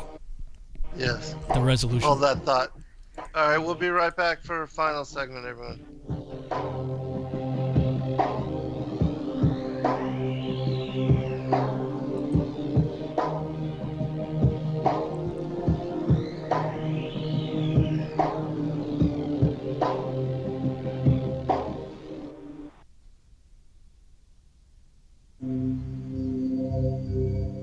Discover the extraordinary powers of intuitive healing with pain transmutation, a method of holistic healing for the human soul, body, mind, and emotions. If you are looking for answers and a deep understanding of how to help yourself and the people around you to live a happier, healthier life, this is the right place for you. Learn how to read your soul's history in the Akashic Records. Remove negative energy attachments from your astral body, and start the process of inner and outer pain transmutation. Join Pain Transmutation Community to get started on the path of intuitive healing. Change your energetic state, manifest new and exciting experiences, re-energize your life, and build inspiring connections with others in our community.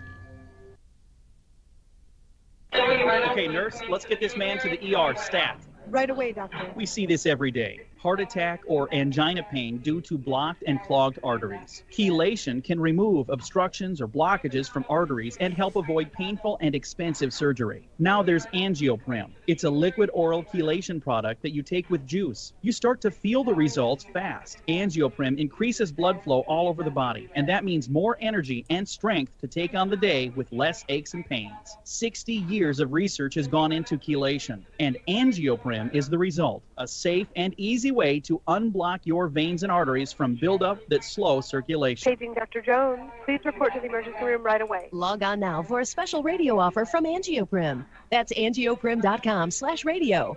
ANGIOPRIM. Angioprim.com/radio, or call 877-882-7221.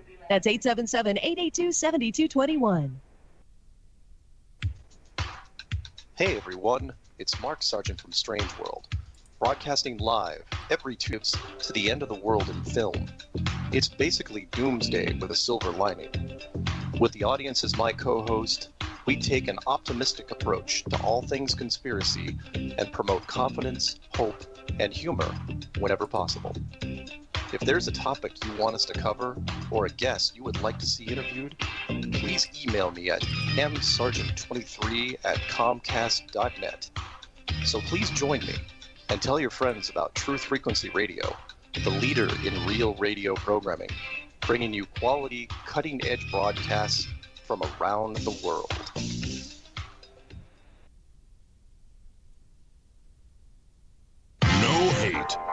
No hype, no fear. We are TFR. Frequency Radio.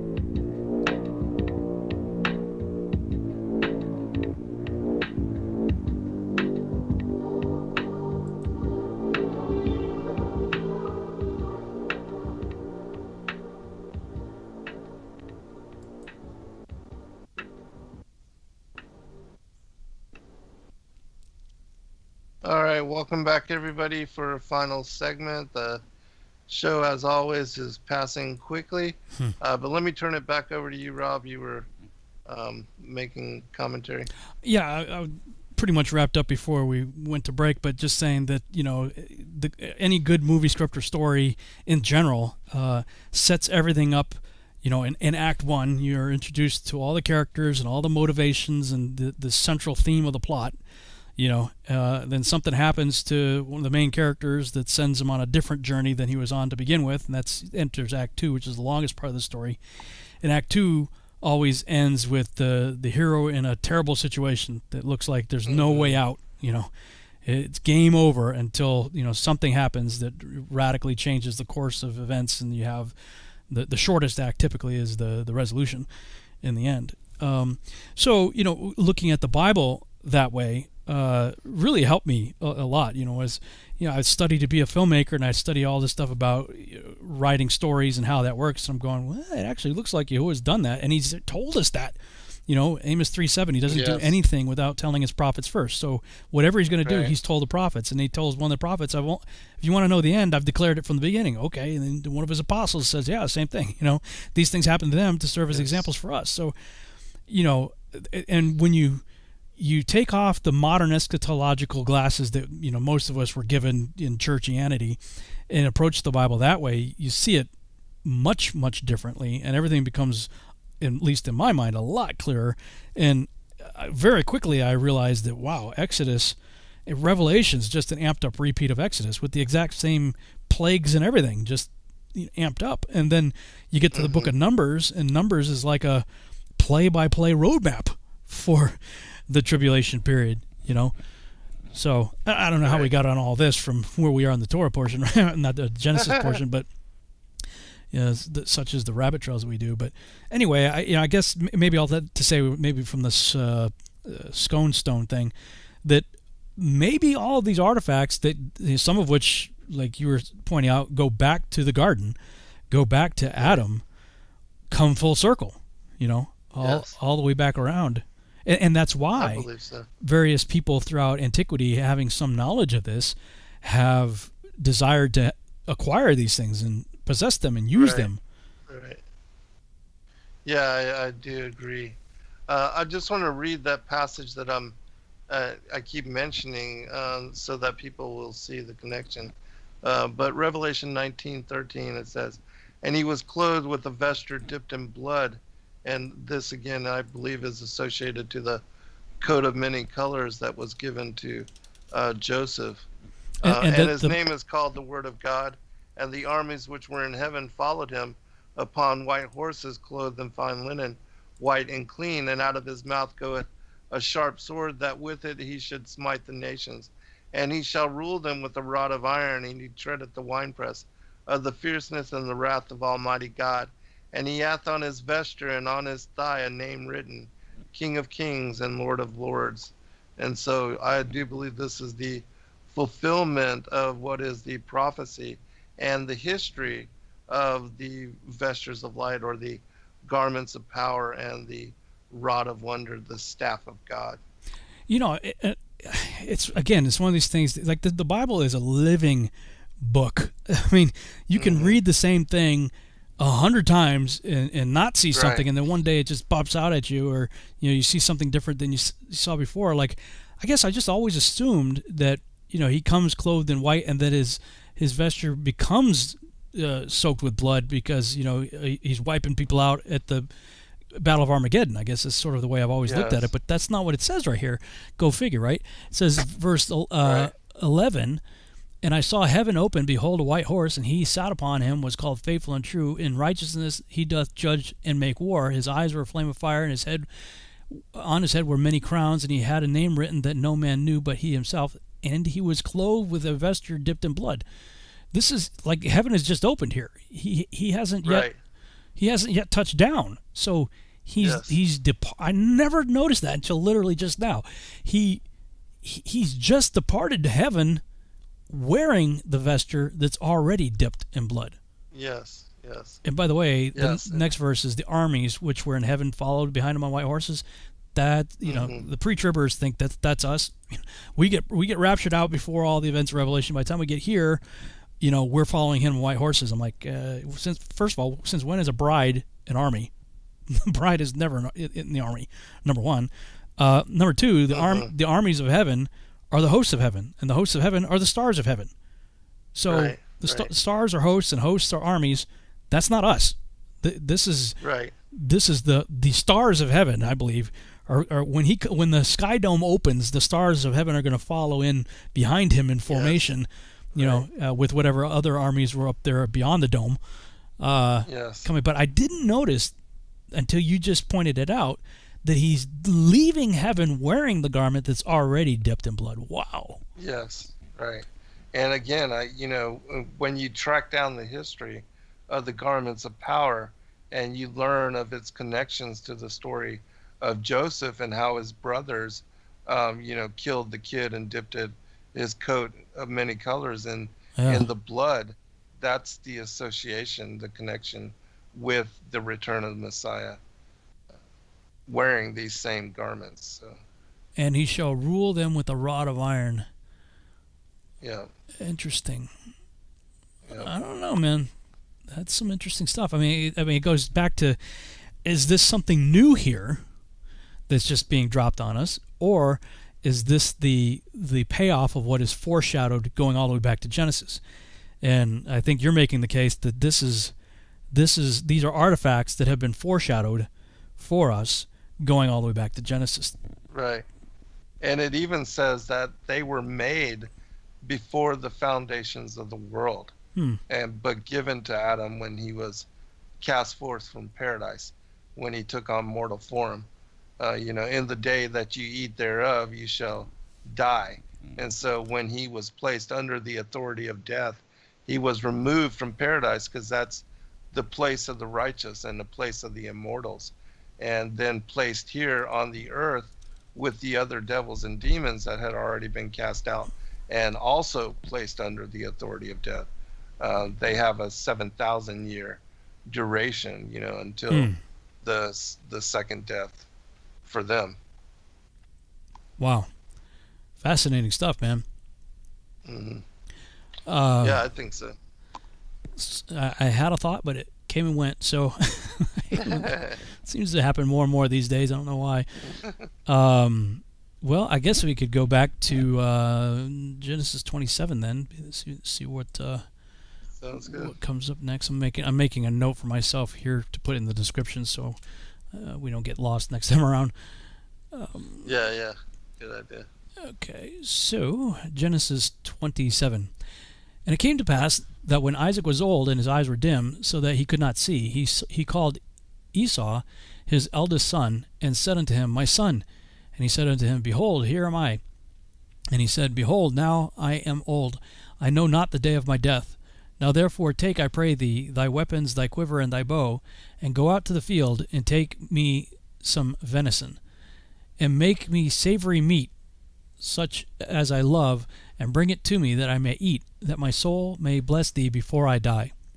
And Rebekah heard when Isaac spake to Esau his son, and Esau went to the field to hunt for venison, and to bring it. And Rebekah spake unto Jacob her son, saying, Behold, I heard thy father speak unto Esau thy brother, saying, Bring me venison, and make me savory meat, that I may eat and bless thee before the Lord before my death. Now therefore, my son, obey my voice according to that which I command thee.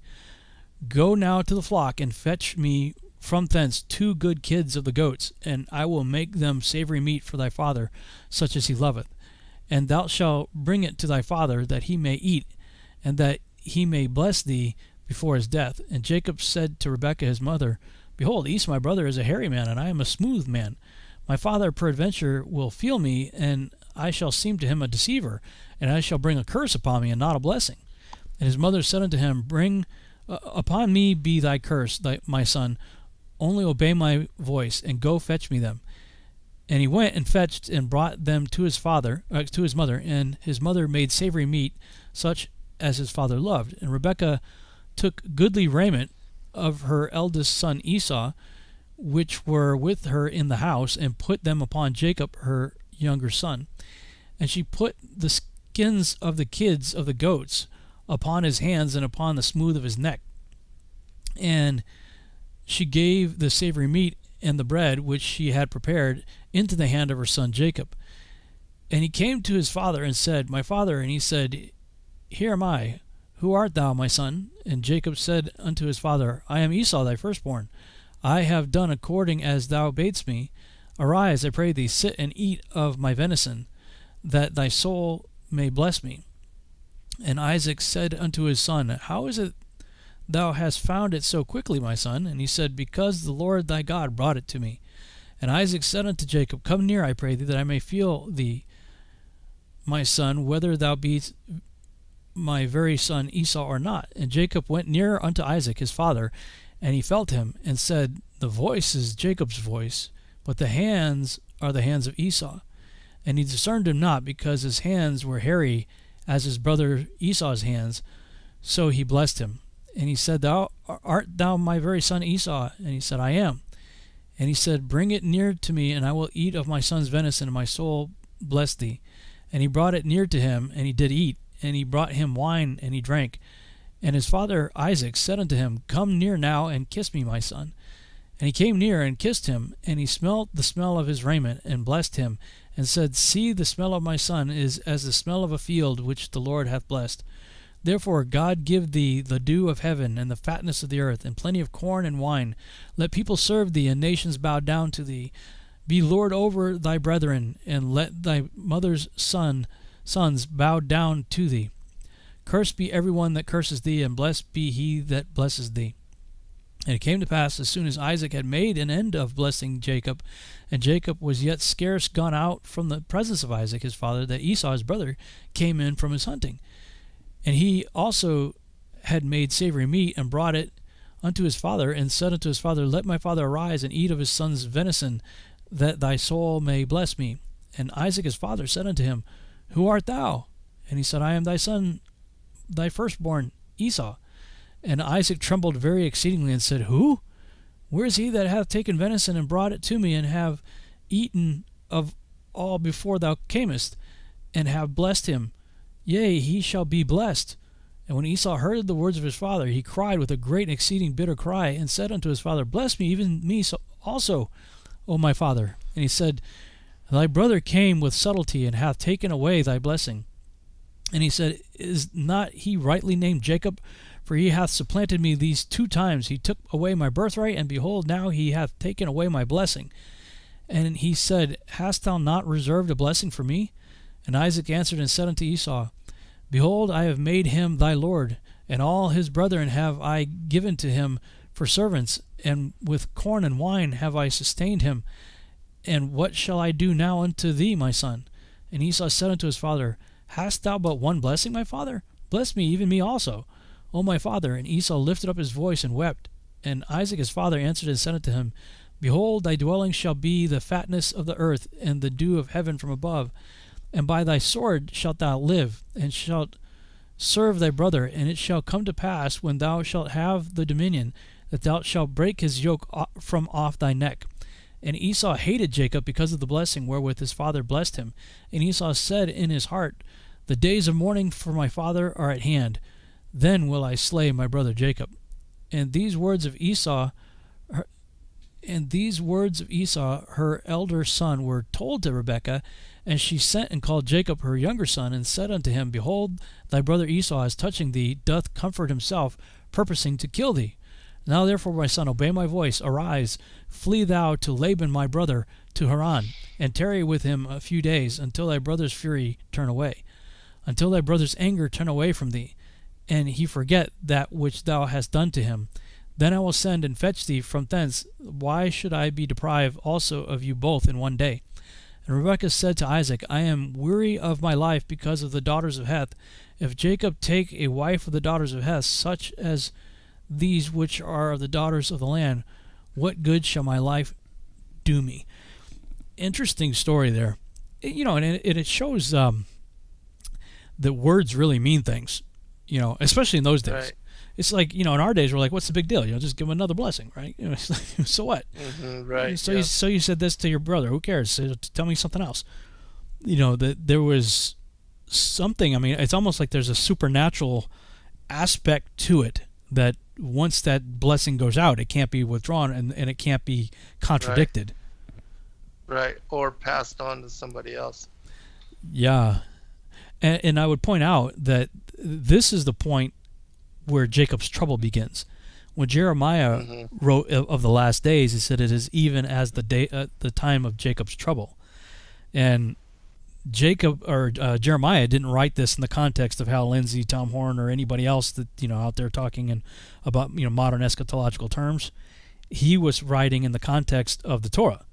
So the only frame of reference that Jeremiah would have had for the time of Jacob's trouble would have been whatever is written about in the Torah, as would his listening audience. Because the Torah, I maintain, the 5 books of Moses were the Bible of the people in the Bible. And so that's why the prophets are always referring back to it. So if that be the case, we see later on in the text, after Jacob finally has his time with Laban completed, he says like 2 or 3 times, he said, these 20 years have I been with you, and you've been jacking my wages. I wanted Leah, and you gave me, I wanted Rachel, you gave me Leah, and, all this stuff. Yes. And he repeatedly says, that this time of his affliction lasted 20 years.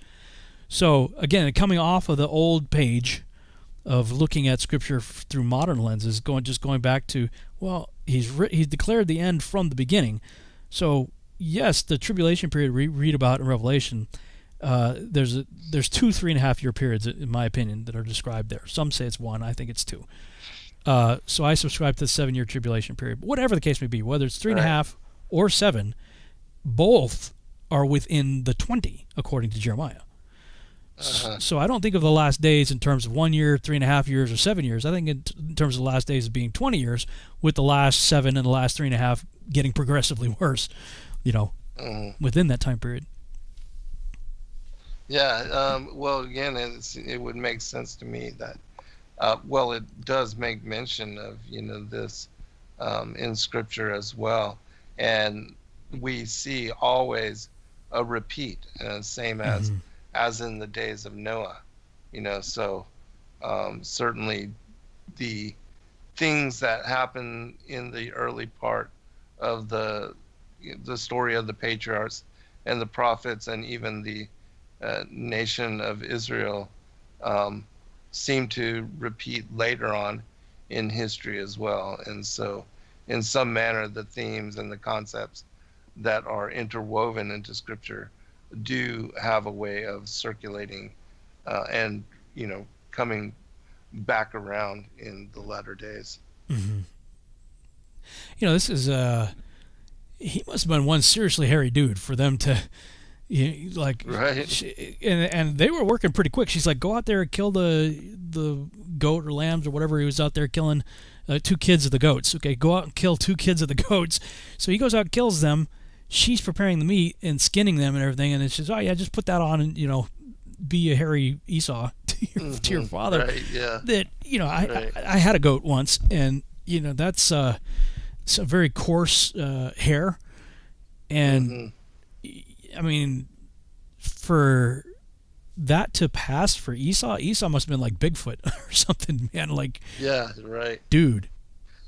Yeah, it seems to mention him as as such, hair all over his body, like a wolfman Yeah.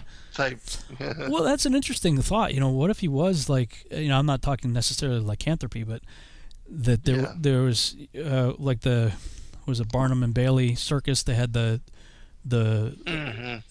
dog man. That there's some kind of genetic disorder that makes you. I mean, even your whole face is covered. It's not just a beard. Like your whole face is hair. Right. Hair everywhere. That maybe that Esau was something like that. Yeah, it could very well be. There are still, people that have that genetic disposition in this day and age. And so, certainly it was enough that it's mentioned over and over and over in different parallel accounts about him. So. Yeah, and it says it's in verse 16. She put the skins of the kids of the goats upon his hands and upon the smooth of his neck. So I can assume that that's like, coming off the back of his neck or whatever. Like, he had a hairy back because he's wearing garments. Right. She puts garments on him that she went to Esau's closet, I guess, or whatever, wardrobe, and pulled out some of his clothes that smelled like the field. So he would have touched his. That was the garments of power. Really? Yeah. Yeah, because it mentions it in the Targum that the clothes that she gave him were the garments of power that Esau had brought and hid, and Rebekah had seen, being vigilant and watching for his return. She had seen where he had placed them. Oh, you got time to read that? You want to read that? About 10 minutes? Or do you have it ready? I don't know if it's in this part. I can just read the next chapter, and it might be in that. Okay. But it's in my book, and I'll definitely have it ready for the next one. But I'll read this chapter, and I think it is mentioned in there. Cool. I'll just skip to 27 where that chapter is. The Targum version of Genesis 27. Yeah, Genesis 27. All right. And it was when Isaac was old and his eyes were darkened from seeing, because when his father was binding him, he had seen the throne of glory, and from that time his eyes had begun to darken, that he called Esau his elder son on the 14th of Nisan, and said to him, My son, behold, this night they on high praise the Lord of the world, and the treasures of the dew are opened in it. And he said, Behold, I am.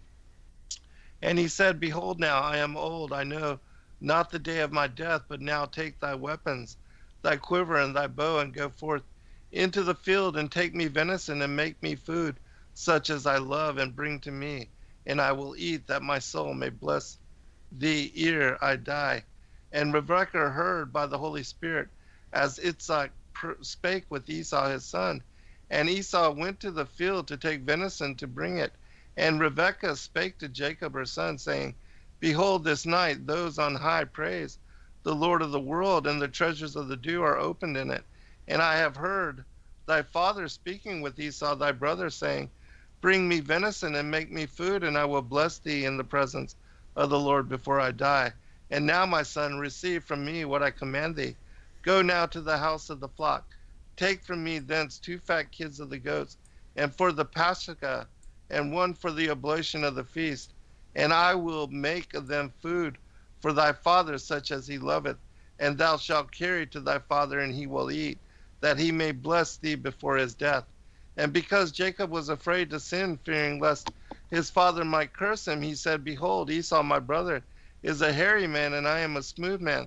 Perhaps my father will feel me, and I shall be in his eyes like one who derideth him, and bring upon me a curse and not a blessing. And she said, If with blessing he bless thee, they shall be upon thee and upon thy sons. And if with curses he should curse thee, they shall be upon me and upon my soul. Therefore receive from me, and go and take for me. And he went and took and brought to his mother, and his mother made food such as his father loved. And Rebekah took the pleasant vestments of Esau, whose elder son, which had formerly been Adam's. See, Wow. Yeah, so it was the garments of power. Wow. But which that day Esau had not worn, but they remained with her in the house. And with them she dressed Jacob her younger son, and the skins of the kids she laid upon his hands, and the smooth parts of his neck. And the food and the bread she had made, she set in the hand of Jacob her son. And he entered unto his father and said, My father. And he said, Behold me, who art thou, my son? And Jacob said to his father, I am Esau thy firstborn. I have done as thou spakest with me. Arise now, sit and eat of my venison, that thy soul may bless me. And Isaac said to his son, What is that thou hast found so soon, my son? And he said, Because the Lord thy God hath prepared it before me. And Isaac said to Jacob, Come near now, and I will feel thee, my son, whether thou be my son Esau or not. And Jacob drew near to Isaac his father, who touched him and said, This voice is the voice of Jacob. Nevertheless, the feeling of the hands is as the feeling of the hands of Esau. But he recognized him not, because his hands were hairy, as the hands of Esau his brother. And he blessed him, and he said, But art thou my son Esau? And he said, I am. And he said, Draw near, and I will eat of my son's venison, that my soul may bless thee. And he approached him, and he ate, and he had no wine, but an angel prepared it for him, from the wine which had been kept in the grapes from the day of the beginning of the world. And he gave it into Jacob's hand, and Jacob brought it to his father, and he drank. And Isaac his father said, Draw near now, and kiss me, my son. And Jacob drew near and kissed him. Wow. Well, that we'll was pick it up next week. All right. Another awesome show, man. But at least I was able to catch that part. Yeah, good show, brother. Very cool.